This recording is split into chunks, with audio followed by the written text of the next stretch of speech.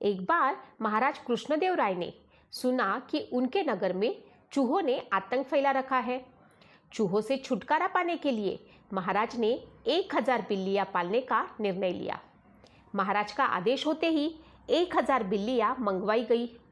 उन बिल्लियों को नगर के लोगों में बांटा जाना था।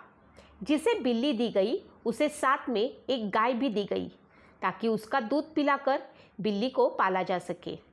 चूहों से भी सभी लोग परेशान थे। अंत बिल्लियां बट रही थी तो लोगों की लंबी लंबी कतारें लग गई थी। इस अवसर पर तेनालीरामन भी एक कतार में खड़ा हो गया। जब उसकी बारी आई तो उसे भी एक बिल्ली और साथ में एक गाय दे दी गई। बिल्ली को घर ले जाकर उसने गर्मा गर्म एक कटोरा दूध उसे पीने को दिया। बिल्ली भूखी थी। बेचारी ने जैसे ही कटोरे में मुंह मारा तो गर्म दूध से उसका मुंह बुरी तरह जल गया। इसके बाद बिल्ली के आगे जब दूध रखा जाता, चाहे वह ठंडा ही क्यों न हो, बिल्ली वहां से भाग खड़ी होती। गाय का सारा दूध अब तेनालीराम और उसके परिवार के अन्य सदस्य ही पी जाते। बेचारी बिल्ली कुछ ही दिनों में इतनी कमज़ोर हो गई कि उसमें चूहे पकड़ने की ताकत भी नहीं रही। 3 माह बाद महाराज ने बिल्लियों की जांच करवाई। गाय का दूध पी पी कर सभी की बिल्लियां मोटी तगड़ी हो गई थी, परंतु तेनालीराम की बिल्ली सूख कर काटा हो चुकी थी। वह सब बिल्लियों के बीच में अलग पहचानी जा रही थी। महाराज ने जब तेनालीराम की बिल्ली की हालत देखी तब वे क्रोधित हो उठे। उन्होंने तुरंत ही तेनालीराम को हाजिर करने का आदेश दिया। तेनालीराम के आने के पर गरजते हुए बोले, तुमने बिल्ली का यह क्या हाल बना दिया है? क्या तुम इसे दूध नहीं पिलाते? महाराज, मैं तो रोज इसके सामने दूध भरा कटोरा रखता हूँ। अब यह दूध पीती ही नहीं तो इसमें मेरा क्या दोष है? महाराज को यह सुनकर बड़ा आश्चर्य हुआ। वह अविश्वास भरे स्वर में बोले, क्यों झूठ बोल रहे हो? बिल्ली दूध नहीं पीती। मैं तुम्हारी झूठी बातों में आने वाला नहीं। परंतु महाराज, यही सच है, यह बिल्ली दूध नहीं पीती।